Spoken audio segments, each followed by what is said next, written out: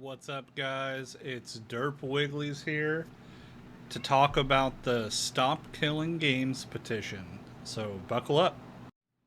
Hello, my name's Brandon, also known as Derp Wigglies.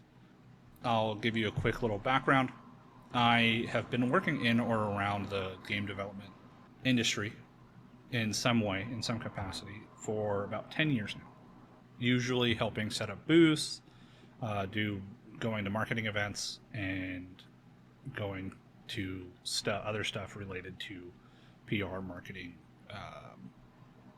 branding, and stuff like that. I've also recently, as of about a year to a year and a half ago now, I believe, I started developing my own video game. And it gives me personally a lot of context into this situation. So I see a lot of misconceptions. I see a lot of people who don't really know what they're talking about commenting on this, especially non-developers and people who haven't worked in the industry. They've longtime avid video game players, a lot of content creators who have worked around the content creation side of video games for a long time. I have a lot of respect for these people. I have a lot of admiration for what they do, and I'm also quite jealous of a lot of their success. But at the same time, a lot of them aren't really knowledgeable enough to tell thousands and thousands and thousands of people how they should vote, essentially, for this petition. They don't really know how game development works. They don't know how server infrastructure works. They don't know how difficult and expensive this stuff can be. There are some people like Thor, who I'm going to show in this video, who have the knowledge and expertise to speak on the subject, that I trust their opinion. But I do think that even people like him are still missing a very, very large picture that encompasses game development. This Stop Killing Games petition is kind of a symptom of a much larger disease that has to deal with digital distribution of goods. Anything that's spread digitally or sold digitally is very problematic, because if the server that hosts those things that you're buying them from gets deleted, you're not going to be able to play or use that product anymore. The same goes for Steam. If Steam was taken off of the market tomorrow, a large portion of the games that people own would become immediately unplayable because of how Steam handles its distribution, and how, from the simple fact that you have to log into Steam or have Steam running in the background just to turn your video game on, unless you violate their terms of service and kind of jailbreak Steam. There are ways around that, not needing the always online with Steam, but you're not really supposed to do that, and they don't design it to be used that way. The same thing works for like Spotify. Spotify, if you purchase a song on Spotify or the Apple Music Store or YouTube Music or any of those, if their servers go down, you no longer have access to your music, because you're not downloading it to your personal computer. You're not downloading it to your phone. You're not downloading it to your music player or your computer or whatever it is. You don't physically own it. And even if you do download it, usually there's something called DRM, digital rights management, implanted into the music, the show, the image, the video game, whatever it is. There's usually DRM encoding and encryption inside of those files that won't let you play it outside of their supported platforms or outside of their servers. So you're not really buying anything when you purchase stuff online. That in itself is way larger than the Stop Killing Games or anything that I've heard Asmongold, Thor, or anybody else that's, Bellular News, or any of those guys that have commented on this subject. Nobody's talking about the much larger issue, is that us as consumers don't own anything when it comes to digital goods. Very rarely will we actually own anything. we are purchasing a license to use that product, to view that product, to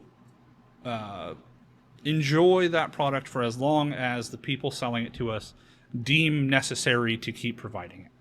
And we don't have any say about whether or not we actually get to keep that product, or whether that product stays online or is available to purchase or even download later. What happens if you buy a game from Steam, Steam shuts down, and you have already uninstalled your copy?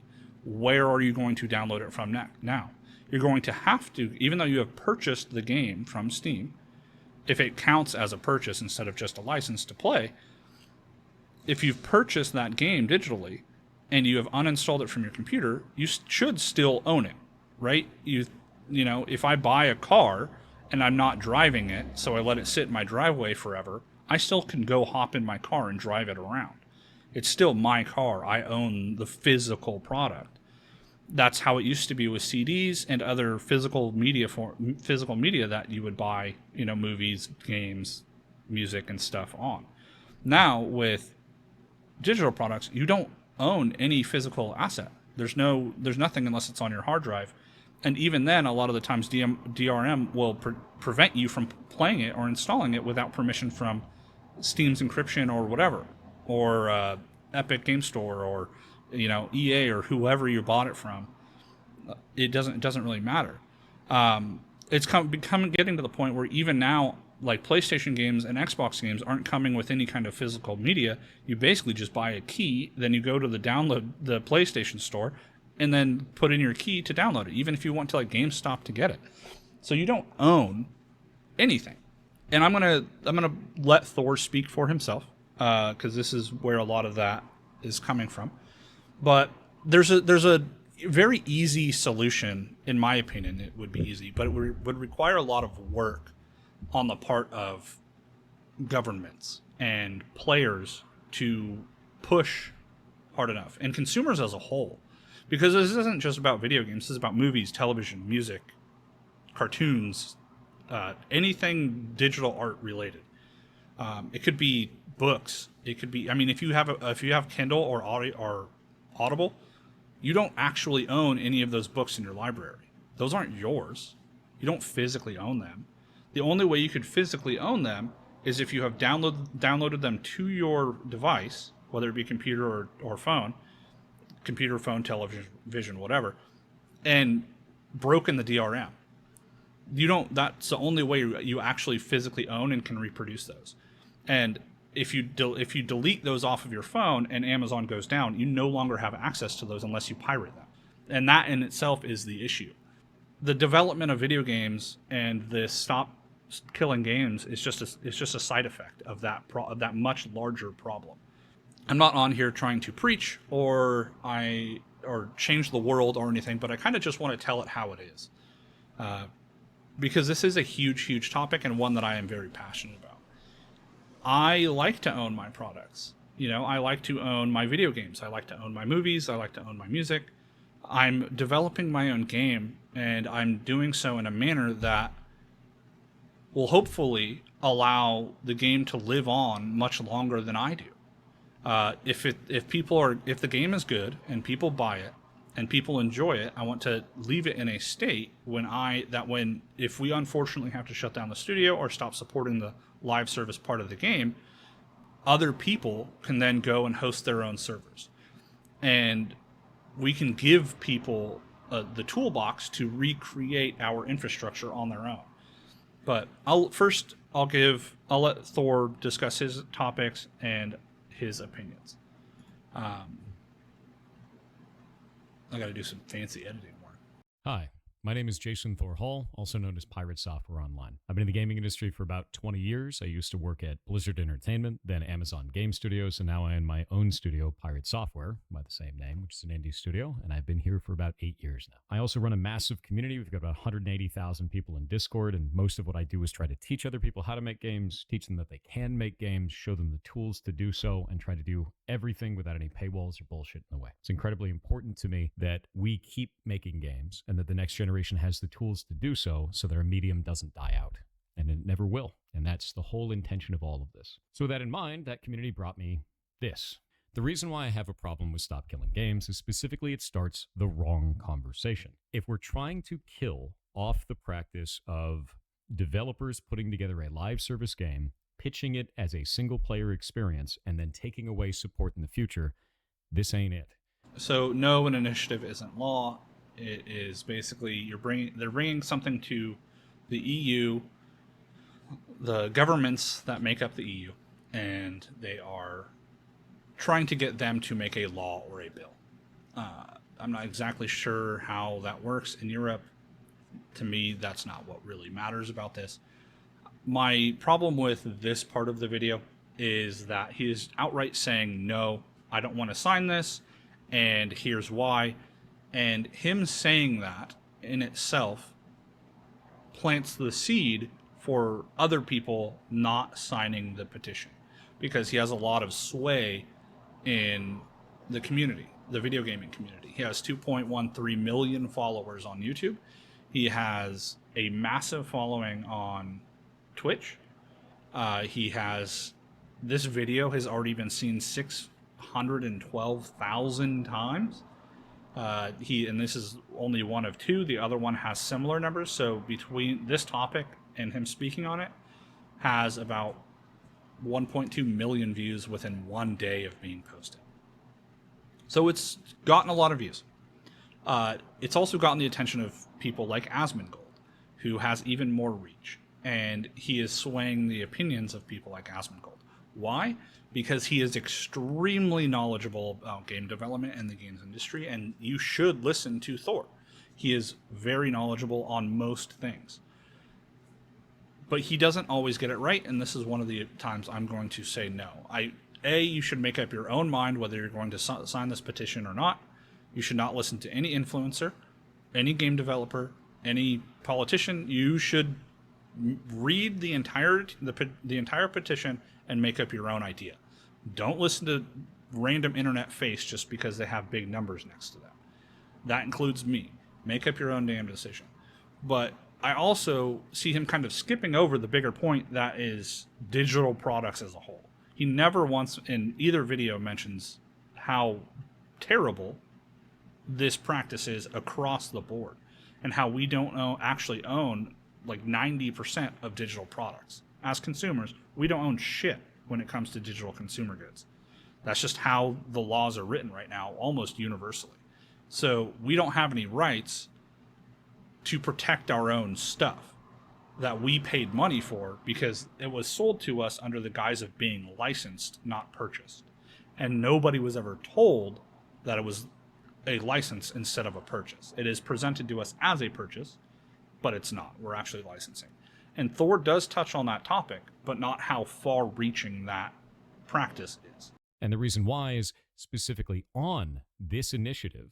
Under its own description, it says, this initiative calls to require publishers that sell or license video games to consumers in the European Union or related features and assets sold for video games they operate to leave said video games in a functional playable state. Specifically, the initiative seeks to prevent the remote disabling of video games by the publishers before providing reasonable means to continue functioning of said video games without the involvement from the side of the publisher.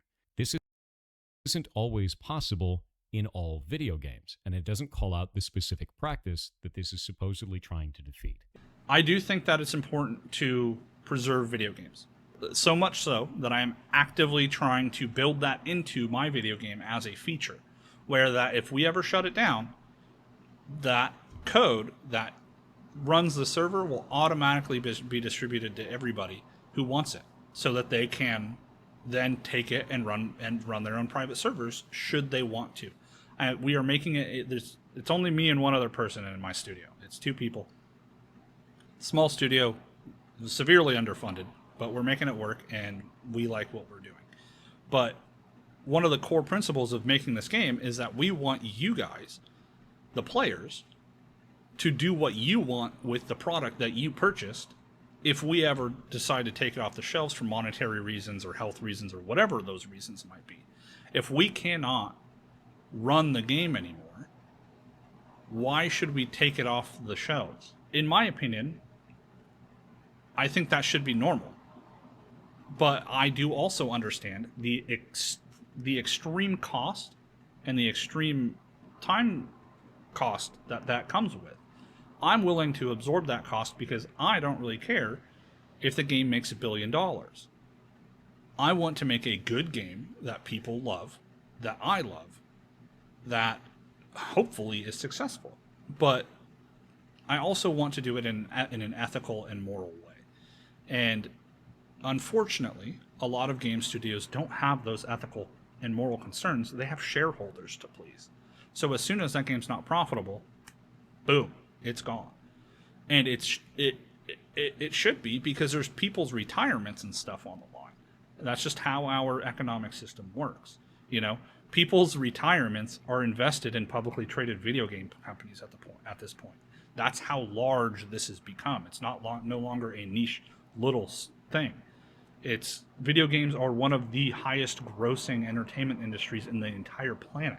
And a lot of video game studios are going publicly traded now, and guess what? That means people like Vanguard Investment, who covers I think 30% of all of US retirement plans, they're investing in stuff like EA and video game companies now because they're profitable.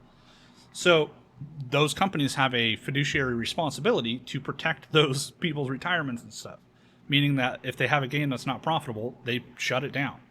And they don't give a shit if the game is going to be serviceable afterwards, and they're not going to spend the extra money to make it so unless they're forced to. And if they are forced to, that cost is just going to be pushed off on consumers. So free-to-play skins and stuff like that, and games as a service as a whole will get much more expensive. Some people might agree with that, and that's up to them. Their opinions are their opinions. They are entitled to them. I personally think that games should always be left in some kind of playable state, but I think there's a better way to do it. And I'll explain that after Thor kind of goes over his speech, and then you guys can decide. Incredibly vague and will damage all live service games. How would you keep League of Legends in a functional playable state? You'd have to re-architect the entire game. The game is what is called client-server. So in client-server models, there's a server and there's a client, and all of the math, all of the game, everything happens on the server. The client just displays it. And the reason we want to do it that way is so that you can't teleport around and do 1 billion damage. You don't trust the client. You trust the server. The client just displays what it's told, right? So if we wanted to re-architect this, we'd have to take all of that server logic, push it back out into the client, and somehow make that playable in a multiplayer-only video game. That doesn't make sense to me. So this isn't going to work for all games. Why is it calling out all games? And it's really easy to say oh, that'll get worked out down the line. But we're dealing with government here. If we're going to be putting up these types of ideas specifically in front of government, we need to be calling out the right issues, especially if you don't have precedent set. Because now you're... Quick pause, sorry. I'll let it play for a little bit longer next time, but I completely agree with him here. 100% agree. He's exactly right, in my opinion. And he knows what the hell he's talking about. But this is just true. It would be very difficult for League of Legends, as it stands now, to turn into a self-hosted game or anything, because it wasn't developed with that type of architecture in mind. Anything that has been developed for free-to-play and under the current model would be very, very, very difficult to re-architect. It wouldn't be impossible. It would just take a lot of time and money. And if the game is already dying, they don't have that type of time and money. If there's no income, how are they going to pay developers to rewrite the entire netcode and server code and make it client authoritative instead of server authoritative? How are they going to do this? They don't have the money. Now, in my opinion, what they should then do is give the responsibility of that over to the players, because a dedicated player base will do that just to play the game. You don't need to force the developers to do anything. You just have to remove the restrictions on the player for using that game's IP. Just make it not illegal for players to rebuild their own architecture and make self-hosted games. It's really that simple. But he has an argument against that, and I will... You're going to be setting precedent on something that doesn't make any sense, with people that may not understand the nuance of our industry, all in the name of saving games.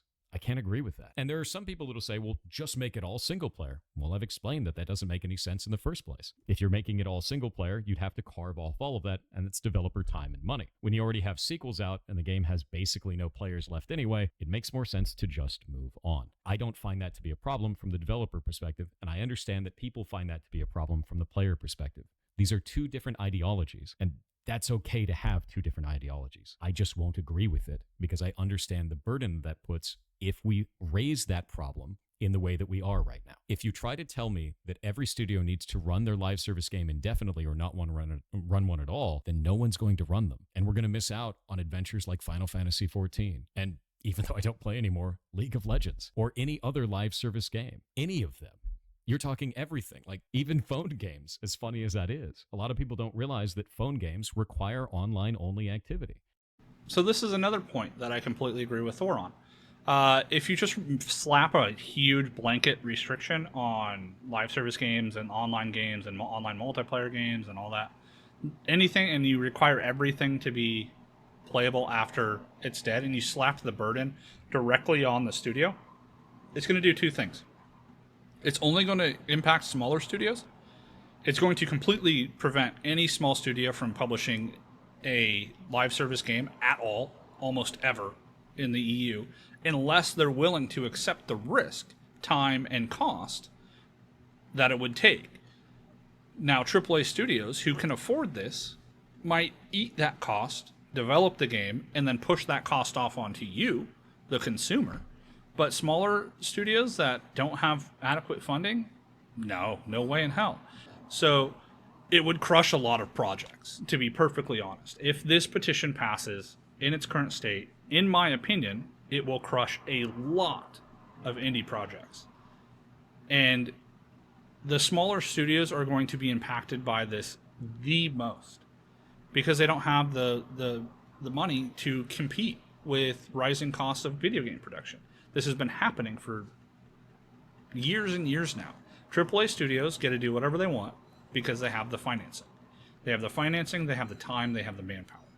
Indie studios, every time a regulation, something like this gets passed, get destroyed because it limits their scope and how they can make video games.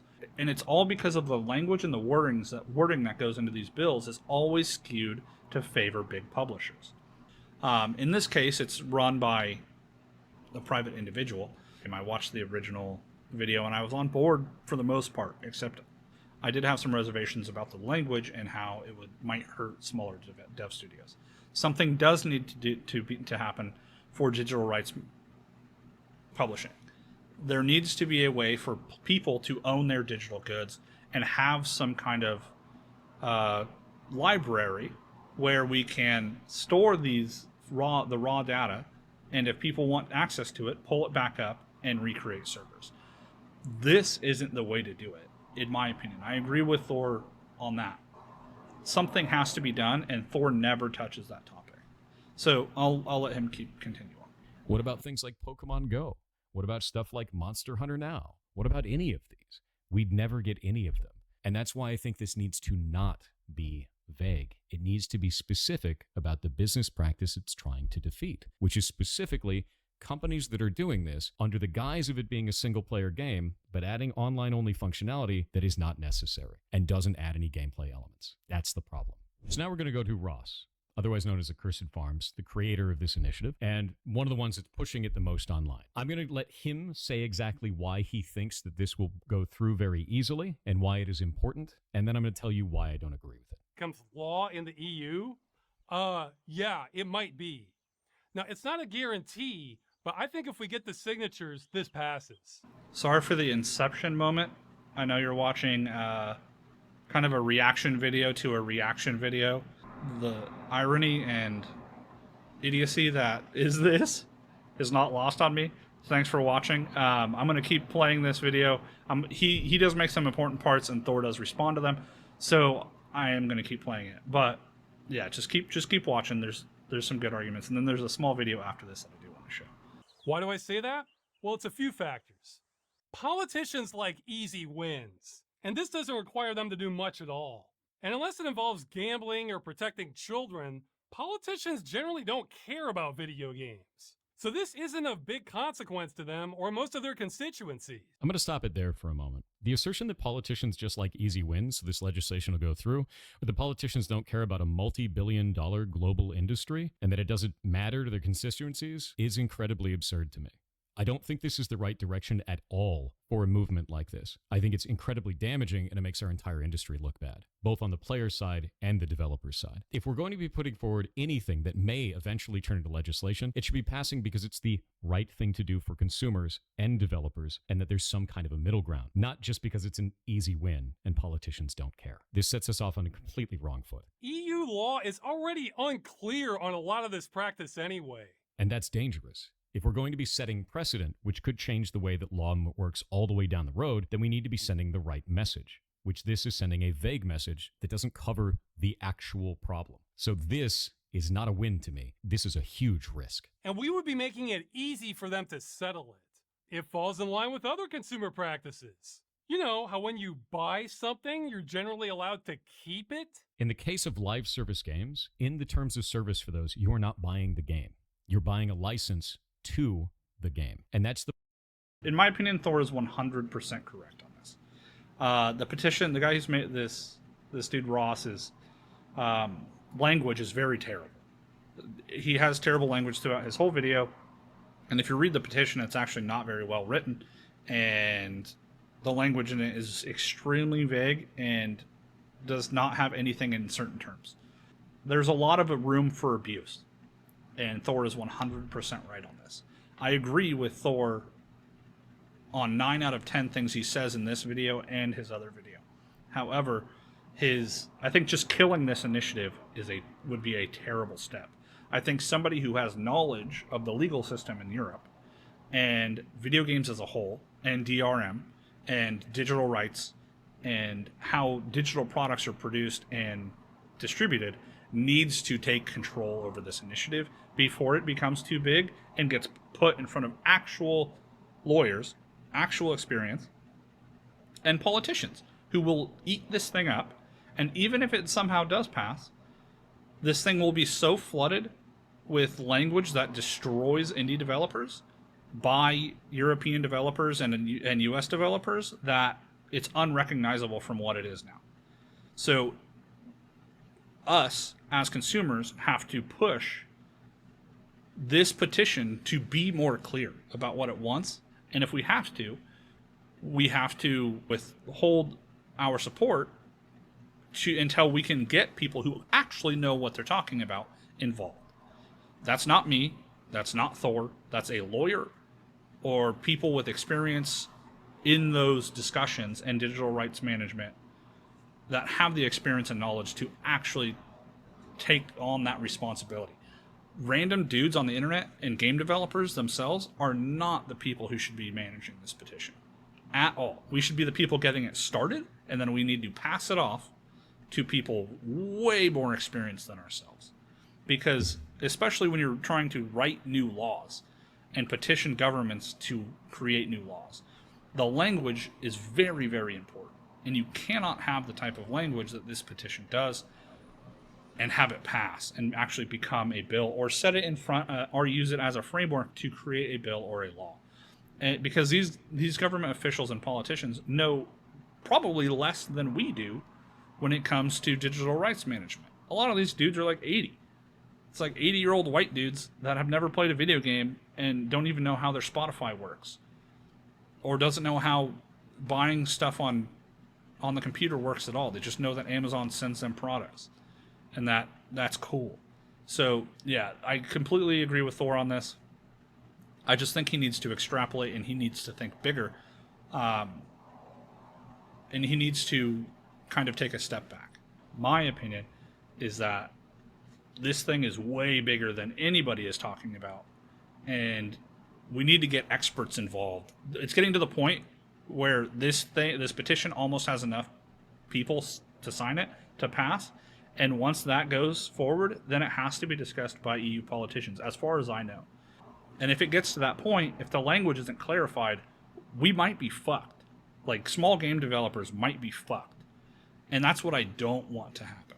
Because if it gets to that point and AAA studios get their hands in it, everything's going to be reworded because it's so vague, or they're going to use that vague language to manipulate the petition itself and put themselves into a better position than they would have otherwise. Because it's easy to crush competition when when you have the ability to write new laws. The part that's really different here. If we don't like the idea of live service games as a whole, I get it. Don't play live service games then. Don't agree to those terms. But if we're under this weird idea that we need to get rid of all live service games or damage that practice in any way to keep in line with consumer policies, it is in line with consumer policies. If it wasn't, it wouldn't be there in the first place. So this doesn't really make a lot of sense to me. You're not buying the game, you're buying a license to the game. In the niche cases where a studio is trying to sell a game as if you are buying it or purchasing it or... Had to pause it real quick here. I do not agree with him on this. I don't think that leasing a license to a game is okay at all. I think that practice is just awful, and it needs to die. I think it needs to die with any digital product, especially video games. But every single product that is digitally transferred from one person to the other is essentially you're transferring a license to use that product. You're not purchasing it. That's how almost every single digital product that is sold on the internet works. And that practice is scummy as hell. Just because it is that way and it has been that way does not make it okay. And Thor's complacency with this, to me, is very worrying. Especially since he is a developer and he knows what the fuck he's talking about. That is one of the reasons why I'm making this video, is because his complacency with that part of this topic is very concerning. Or using that language specifically, and they give you a live service game instead, I agree that should change. That language should change. You are not purchasing the game. You are not buying the game. You are paying to have a license to a live service experience. I get that. Is that what this is doing, though? The initiative is not trying to call that out specifically. It's trying to say that all games need to stay in a functionable, playable state, which is not calling out the language that is being used to manipulate the player. Call that out specifically. Not this vague bullshit. And finally, this is a diversion from really serious topics that politicians would prefer not to deal with. That's really gross to me as well. The idea that this is just a diversion from serious topics and they can get an easy win in and we can just push it through and there won't be a lot of pushback on it and they're not going to have to think about it too hard. That's crazy dangerous, dude. If you're going to be setting precedent, if you're going to be putting forward something that you want to start a conversation to eventually become legislation, and these are the reasons for it, not only can I not agree with the initiative, but I can't agree with you. And I think that the tactics that you're using here are really disgusting. So yes, I won't agree with that. And I won't agree with Ross. There's no way around that. I think this is gross. To sum it all up, no, I will not be supporting the initiative Stop Killing Games. You're not going to change my mind on it because I find this language to be incredibly vague and damaging to the rest of our industry. I think that it will be bad for both developers and players down the line in the way that it is currently written. And I think that starting a conversation that doesn't get to the core of the issue is both wasted time and leads to potentially bad outcomes. So if we want to talk about this, let's talk about the actual bad business practices. So that's about all that really needs to be shown in that. But there's still a little bit more of the video. If you really want to watch the whole thing all the way through and kind of get to the core of the topic and why it's happening, why this movement is going, then I highly recommend you watch Thor's video. It's very good. Watch it, form your own opinion. But to be perfectly honest, I agree with almost everything Thor says, until he kind of makes light of the fact that we don't own anything. In my opinion, that is garbage and needs to change. We should, when we buy something on the internet, we should own it. And nobody should have the right to take that away from us. And his explanation, that he goes into in part 2 of this video, that I was going to show you, but you guys should go watch it yourself. It's pretty simple. He says that if people purchase the game and they now actually own the game instead of a license to use the game, it would be much more difficult to do things like ban cheaters. It would be more difficult to remove or restrict people's access to your video game because they now actually own it. They're not using a license at your discretion. So the licensing issue is very protective of developers, especially AAA developers who don't really give a shit about whether or not they're banning people who should be banned. They don't really give a shit about transparency. They don't give a shit about being correct and safe when they ban people or remove people's access. And the only reason why they're allowed to kind of play it by ear and be so loose with this is because it's all in the TOS. It's in the TOS, and you licensed it. You bought a license to play the game that is completely up to the developers whether you get to play the game or not. It's up to the developers, it's up to Steam, and it's up to the other distribution methods whether you get to play the game that you paid for or not. It's not up to you.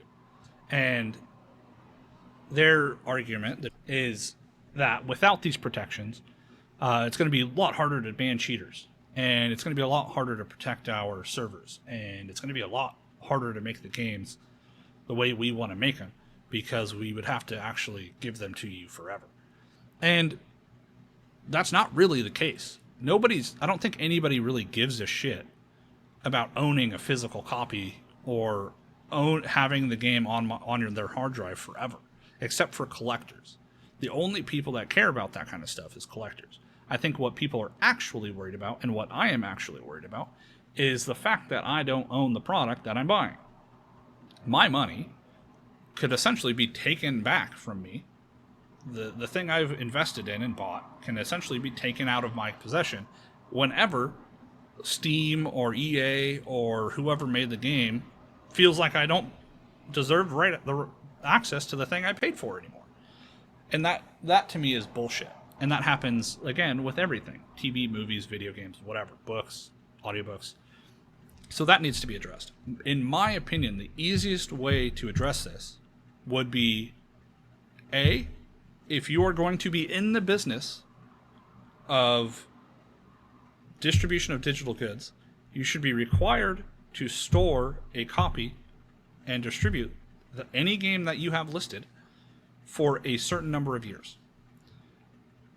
That way, even if it gets pulled, even if it gets whatever, if your distributor, so Steam in this case, should have a responsibility, because they're the ones actually selling the game, and so should the producers of the game, should be required to store and give access to people who have purchased the game for X amount of years after it is no longer sellable or distributed or whatever. It should be stored away, at least one copy of the game, which can then be copied and distributed on a locally hosted server or platform or whatever. It should be their responsibility as a game developer.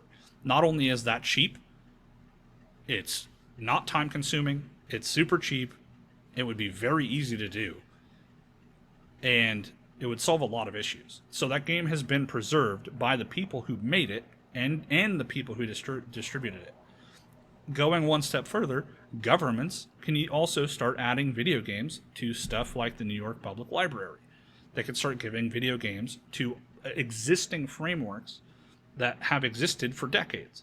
There's audiobooks going to libraries.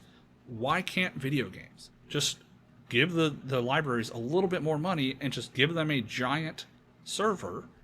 Not a little bit of money, but for a library, have one centralized location where we start storing video games of significance. And every other game can be stored for X number of years by the publisher and the distributor. That covers a lot of bases. After that, to kind of work in tandem with that aspect, I think that if a game that is live service shuts down, they should have to release their liability and their ownership of the IP, or be forced to give access to that IP to recreate publicly. And what I mean by this is they should have people, us, the consumers, if we have bought a copy, so say WoW shuts down tomorrow, every single WoW player should have the capability, if they want to continue to play WoW, to either create their own private server or join a private server. I think the best way to do this, because then it brings up money. Okay, well, if those private servers start charging for people Thor mentions this in his second video. The easiest solution, in my opinion, is to simply give royalties to the creators of the game. Whoever developed the game and published the game still owns the IP, so why shouldn't they get royalties from anybody who makes money off of private servers? If I start a private server of WoW and it makes $1 million a year, I owe Blizzard $100,000 a year, and Blizzard doesn't have to do shit. Problem solved. In my opinion, as long as the people are paying the royalties, and if they don't pay royalties, if there's a private, say I start a private server, it makes $1 million a year, and I'm not giving Blizzard their cut, Blizzard has every right to sue me. If Blizzard is no longer a studio, then the people who own the IP, which would probably be the owners of the studio, have every right to sue, because that IP is theirs. That IP is their own property. They should be able to sue. They should be given legal recourse. Just like if somebody copied my book and sold it, or just literally Control C, Control V, copy pasted my book and sold it, I have legal resource to go after them for any money that they made and have their book taken down at my discretion. Now, I think that same principle can be transferred over to video games. However, if you have say I abandoned my book, I've taken it off of every shelves, and I've abandoned it, and I no longer wish to continue selling I've made it very clear that I no longer wish to continue selling my game, or my book. I think that people should be able to keep their digital copies of that book, and I think that people should be able to distribute digital copies of that book, therefore keeping it alive. But I should be able to also then claim a portion of their profits, because I'm the original creator of the book. It allows for preservation. The studio who created it still makes money. And if people want to then capitalize on dead games, they can. I don't see a problem with that. As long as the people who are actually keeping the service alive get compensated for their work and their efforts, they should. People who run private servers should be compensated for their services. It costs a lot of money to host private servers. It costs a lot of work to reverse engineer server systems and server code. They should get money. I just don't think that killing this petition and ignoring the much larger issue is the way forward. I don't think that Thor is wrong. I don't think that Ross, or whatever his name is, the guy who initially started this petition, is wrong. I don't think that Asmongold is wrong. I don't think that I'm even right. I just think that there's more to this issue than anybody else is talking about. And I think it's very, very, very important that we take a step back and look at this issue and the larger picture. We need to kind of get out of the weeds and go, holy shit, we're basically being robbed. And then we need to do something about it. And we all need to collectively make our own decisions and then start pushing for action. Personally, what I want to see happen is I want to see this petition go into the hands of somebody much more knowledgeable than the people writing it right now. It needs to be taken, in my opinion, if it does pass or if it does go forward, I think it does need to be almost entirely rewritten. Because the people who wrote it very obviously don't know how much time and effort goes into making video games and what they're asking for. They don't know what they're asking for. It's just that simple. But I also don't think that the system we have in place now is good or working in any way, shape, or form. And Thor's complacency on this issue and willingness to just kind of go with the flow until we have a better solution, while it works for him, it doesn't work for me. I think that more studios like his need, and like what I want to do, need to start stepping up and providing a solution ourselves without being forced to. Whether or not that costs us more time or more money. We need to put our time and our money where our mouth is and start doing it. So if Thor thinks it's important that we preserve games, but it doesn't agree with this type of system, he should do what he can to come up with a better solution and help people. There has to be a better way, and we all need to start doing what we can individually to push the field in that direction. And that's it. Peace.